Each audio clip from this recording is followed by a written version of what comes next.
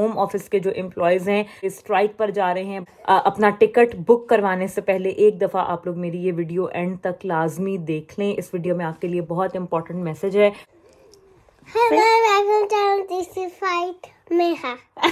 Hello and welcome to this is Mommy. ये तो इतनी प्यारी सी ओपनिंग के बाद अब आ जाते हैं असल मकसद पर जो है आज वीडियो बनाने का। और मैं ये वीडियो आप लोगों के लिए बना रही हूँ इस टाइम।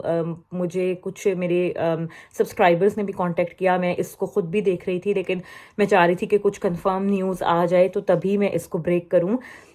तो ऐसा है कि तमाम वो स्टूडेंट्स के जिनको वीज़े मिल गए हैं और जो यूके आने की तैयारियों में हैं, अपना टिकट बुक करवाने से पहले एक दफ़ा आप लोग मेरी ये वीडियो एंड तक लाजमी देख लें। इस वीडियो में आपके लिए बहुत इंपॉर्टेंट मैसेज है। और वो तमाम जो ऑलरेडी टिकट बुक करा चुके हैं एंड ऑफ दिसंबर की, वो भी इस वीडियो को ज़रूर देखें, क्योंकि आप लोगों पे इस वीडियो का बहुत ज़्यादा इम्पैक्ट होने वाला है।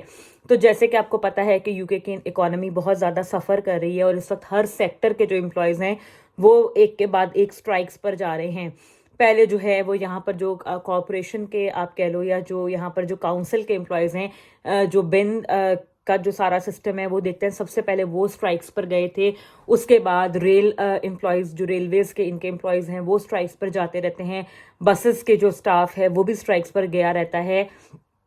और उसके बाद जो है अभी हालिया सुनने में आ रहा है कि नर्सेस जो हैं वो जा रहे हैं स्टाफ के ऊपर। एनएचएस की जितनी भी नर्सेज हैं वो, उनकी जो यूनियन है उसने स्ट्राइक का कॉल दे दिया है।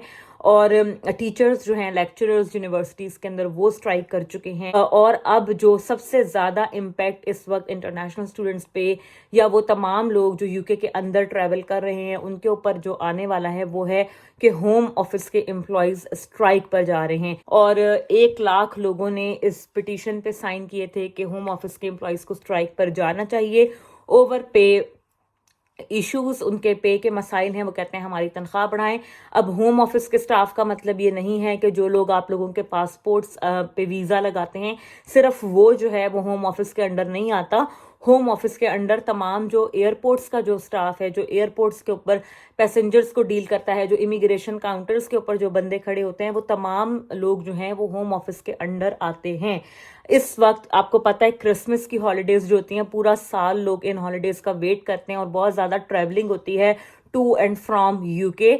और इन्होंने चूज़ करके जो 6 सबसे ज़्यादा बिजीएस्ट एयरपोर्ट्स हैं यूके के for international students and for other passengers, उन पे ये स्ट्राइक कर रहे हैं एम्प्लॉयज़। और एम्प्लॉयज़ जो स्ट्राइक पर जा रहे हैं वो जो इमिग्रेशन काउंटर का स्टाफ होता है फॉर इनकमिंग फ़्लाइट्स, मैं दोबारा से कह रही हूँ फॉर इनकमिंग फ़्लाइट्स, यानी कि तमाम वो फ़्लाइटें जो बाहर के ममालिक से यूके में आती हैं, उन तमाम फ़्लाइट्स को जो क्लियरेंस देता है स्टाफ, जो उनके पासपोर्ट्स चेक करता है और उनको स्टैम्प करता है, वो वाला स्टाफ सारा जो है वो स्ट्राइक पर जा रहा है। तो आप अंदाज़ा कर सकते हो कि किस कदर पैनिक की सिचुएशन है। और ये कोई पाकिस्तान इंडिया वाला माहौल भी नहीं है। यहाँ पर बहुत ज़्यादा फ़्लाइट्स आती हैं, इंटरनेशनल फ़्लाइट्स। यूके एक इंटरनेशनली रिनोन्ड डेस्टिनेशन है स्टूडेंट्स के लिए, और ये तो पीक का टाइम है क्रिसमस के अराउंड। तो स्ट्राइक के जो दिन प्लान किए हुए हैं वो 23 से लेकर 26 तक, यानी कि 23 दिसंबर, 24 दिसंबर, 25 दिसंबर और 26 दिसंबर, ये 4 दिन स्ट्राइक है। उसके बाद 27 तारीख को स्ट्राइक नहीं होगी। 27 तारीख को अगर कोई भी यूके में लैंड कर रहा है, ही इज़ एब्सोल्युटली फाइन, ही और शी। उसके बाद 27 को एक दिन का ब्रेक देने के बाद 28, 29, 30 और 31 दिसंबर, 28, 29, 30 और 31 दिसंबर 4 दिन की दोबारा से स्ट्राइक है। यानी कि 23 तारीख से लेकर 31 दिसंबर तक 8 दिन जो हैं वो स्ट्राइक एक्शन प्लान किया गया है। इंडस्ट्रियल स्ट्राइक है, बहुत बड़े पैमाने पर हो रही है। एयरपोर्ट्स इसमें कौन कौन से इन्वॉल्व हैं वो भी मैं आपको बता देती हूँ। एयरपोर्ट्स जो जो इसके अंदर इंक्लूडेड हैं वो भी मैं आपको बता देती हूँ। सबसे पहले लंदन हीथ्रो, इंतहाई बिजिएस्ट एयरपोर्ट है, दुनिया के बिजिएस्ट एयरपोर्ट्स में से एक है। वो उसके एम्प्लॉयज सारे स्ट्राइक पर जा रहे हैं जो कि इमिग्रेशन काउंटर्स को डील करते हैं इनकमिंग फ्लाइट्स के। Okay, London Heathrow, London Gatwick, Manchester, Birmingham, Glasgow international, Glasgow Prestwick and Cardiff airport, ये 6 डेस्टिनेशन पे जो एयरपोर्ट्स हैं इनके एम्प्लॉयज स्ट्राइक पर जा रहे हैं। एम्प्लॉयज सिर्फ इनकमिंग फ्लाइट्स वाला जो अमला है वो स्ट्राइक पर जा रहा है, आउट गोइंग वालों को इतना कोई प्रॉब्लम नहीं आएगा।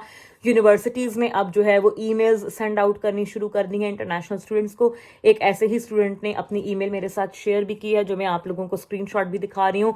यूनिवर्सिटी स्टूडेंट्स को एडवाइस कर रही है कि अगर आपने अभी तक टिकट बुक नहीं किए हैं तो आपने इन डेट्स के टिकट बुक नहीं करने, क्योंकि यहाँ आप आओगे तो आपको ऐसा नहीं है कि फ्लाइट मतलब आपकी लैंड नहीं करेगी, उसके भी चांसेस हैं। जैसे कि हीथ्रो जो है वो बहुत बिजिएस्ट एयरपोर्ट है क्योंकि, और इन 8 दिनों में इन 6 डेस्टिनेशंस के ऊपर 10,000 से ज़्यादा फ्लाइट्स ने लैंड करना था, ठीक है, जो कि अब डिसरप्ट हो जाएगा। कुछ फ्लाइट्स कैंसिलेशन में जाएंगी बिकॉज हम इतने ज़्यादा फ्लाइट लोड को मैनेज नहीं कर सकते हैं विदाउट आवर स्टाफ। तो इसलिए लंदन हीथ्रो पे जो लोग आ रहे हैं उन्होंने बहुत ज़्यादा चेकिंग रखनी है कि कहीं उनकी फ़्लाइट लास्ट मिनट पे कैंसिल तो नहीं हो रही है। और अगर फ्लाइट कोई आपकी कैंसिल होती है तो आपको जो है वो री बुकिंग और रीस्केजुअलिंग की फैसिलिटी प्रोवाइड करना जो है वो एयरलाइन की जिम्मेदारी है, ऐसा कहा है यूके की गवर्नमेंट ने। मैं सारे लिंक्स भी आपको दे दूंगी जहां पे आप डिटेल में जाके ये सारी चीज़ें पढ़ सकते हैं। साथ साथ अभी तक जो गेटविक वाले हैं, लंदन गेटविक, उन्होंने कहा है कि हम हमारा ये वो है, हम एम कर रहे हैं कि हम अपना रूटीन का जो हमारा फ्लाइट स्केड्यूल है वो हम पूरा ऑपरेट करेंगे, लेकिन आपको एयरपोर्ट के ऊपर बहुत ज़्यादा डिलेज का सामना करना पड़ेगा बिकॉज इमिग्रेशन की जो लाइंस हैं वो बहुत लंबी होंगी, क्यूज होंगी और बहुत टाइम लगेगा। आप ये समझ लो कि अगर पहले घंटा लगता था आपको इमिग्रेशन क्लियर करने में, तो अब आपको 3 से 4 घंटे लग सकते हैं उस प्रोसेस में। कि आपके पास इनफ खाने पीने का सामान होना चाहिए। इमिग्रेशन की लाइन में लगने से पहले आप एयरपोर्ट से अपने लिए कुछ खाना पीना और पानी का बंदोबस्त कर लें लाइन में लगने से पहले, ताकि इतनी लंबी आपने जो लाइन में क्यू में खड़े होना है तो आपके अंदर कुछ एनर्जी होनी चाहिए ताकि आप कुछ खा के पी के आप अपना कर सकें। क्योंकि अगर आप फिर क्यू में से निकलोगे तो वापस आप फिर सोच लो कि आपको कितना टाइम लगेगा। तो आपने अपना प्रॉपर अरेंजमेंट रखना है। क्यू में लगने से पहले अपने लिए पानी की बोतल ले लें, कोई सैंडविच वगैरह ले लें जो कि आपको थोड़ा सा एक सहारा दे दे। आपको नहीं पता आपको कितना टाइम लगेगा। बहुत ही पैथेटिक सिचुएशन होने वाली है एयरपोर्ट्स के ऊपर। और मेरा जो है अभी से मैं सोच रही हूँ उन तमाम स्टूडेंट्स के बारे में जो कि नहीं चेंज करा सकते हैं अपनी फ़्लाइट। वैसे तो आपके पास ऑप्शन होती है, अगर आपके पास ऑप्शन है तो आप अपनी फ़्लाइट्स जो हैं वो आगे करा लो। 31 दिसंबर के बाद जनवरी के में किसी भी डेट की आप अपनी फ़्लाइट रीस्केड्यूल करा लो अगर आप करा सकते हो।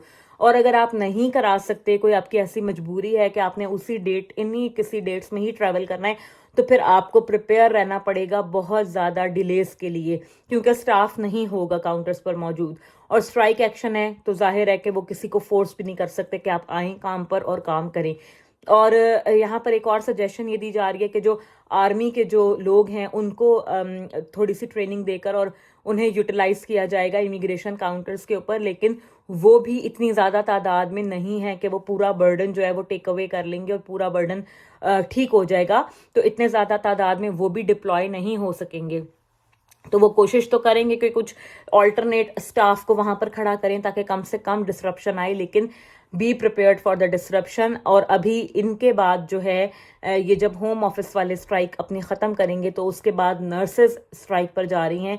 तो NHS में भी अगर आपका कोई काम निकलता है, आपको खुदा न खास्ता किसी चीज़ के लिए हॉस्पिटल जाना पड़ता है, तो वो भी एक नाइटमेयर होने वाला है लोगों के लिए। ये बहुत ही ज़्यादा इस वक्त क्रूशल सिचुएशन है। इकोनॉमिकली कंडीशन बहुत ज़्यादा इतनी स्टेबल नहीं है। हर सेक्टर जो है वो गवर्नमेंट के ऊपर प्रेशर डाल रहा है कि हमारी सैलरीज इंक्रीज़ की जाएं। और इस दफ़ा सर्दी भी यहाँ पर मैं कहती हूँ कि हिस्टोरिक सर्दी पड़ रही है। कभी भी इतना अर्ली दिसंबर में हमारा टेम्परेचर इतना ड्रॉप नहीं हुआ था। इस टाइम ग्लासगो में इन दिनों में -7 -8 टेम्परेचर चल रहा है। बहुत ज़्यादा सर्दी है, फ्रॉस्टिंग है, कल स्नो भी हुई है। हालांकि ग्लासगो में मेन सिटी के अंदर स्नोफॉल जो है पहली वो लेट जाकर जनवरी के स्टार्ट में होती है या जनवरी के मिड में शुरू होती है और बहुत कम होती है, लेकिन इस दफ़ा अभी से ही स्नोफॉल स्टार्ट हो गई है। गैस का क्राइसिस है, इलेक्ट्रिसिटी का क्राइसिस है। और ये भी आ गया है कि अगले 7 से 10 दिनों में टेम्परेचर जो है वो -10 -15 तक जाने की प्रेडिक्शन है। और साथ ही साथ ये भी गवर्नमेंट ने ऐलान कर दिया है कि आप लोग तैयार रहें पावर कट्स के लिए, गैस सप्लाई बंद होने के लिए, तो आप अपना वो भी अरेंजमेंट घरों में रखें। तो इसलिए बी प्रिपेयर्ड, अपने साथ गर्म कपड़े लेकर आएँ, ठंड होगी एयरपोर्ट्स के ऊपर भी। और ये कि बाहर निकल के भी आपको प्रॉपर गर्म कपड़ों की ज़रूरत होगी। बहुत ज़्यादा सर्दी है, अपना बहुत ख्याल रखना है आपने। पूरे यूके में इस वक्त जो है वो विंटर वेव आई हुई है। पूरे यूके में इस वक्त सर्दी बहुत ज़्यादा, उन इलाकों में भी सर्दी ज़्यादा हो रही है जिधर माइनस में टेम्परेचर यूजुअली नहीं जाता, वहाँ भी -2-3 हो रहा है अभी। तो ये नहीं पता कि ये वेदर कितने मजीद दिन लिंगर ऑन करेगा, लेकिन ये बहुत इंपॉर्टेंट न्यूज़ थी, मैं आप लोगों के साथ शेयर करना चाहती थी। आई होप कि आप लोग जो है वो टाइमली आराम से आ जाएं, ज़्यादा प्रॉब्लम्स हुए बगैर। और बेहतर यही है कि आप अपना रीस्केड्यूल करा लें अगर आप रीस्केड्यूल करा सकते हैं तो। So stay tuned, take very good care of yourself. कोई भी और क्यूरी हो आपने मुझे कमेंट कर सकते हैं, आप मुझे इंस्टा पर मैसेज कर सकते हैं। और मैं उन स्टूडेंट्स का भी बहुत थैंक यू करती हूँ जो इस चीज़ पर जिन्होंने मुझसे बात की और अपना मुझे स्क्रीनशॉट भी भेजा अपनी यूनिवर्सिटी की ईमेल का। Take care all of you and I will see you guys in another video very soon. Bye bye.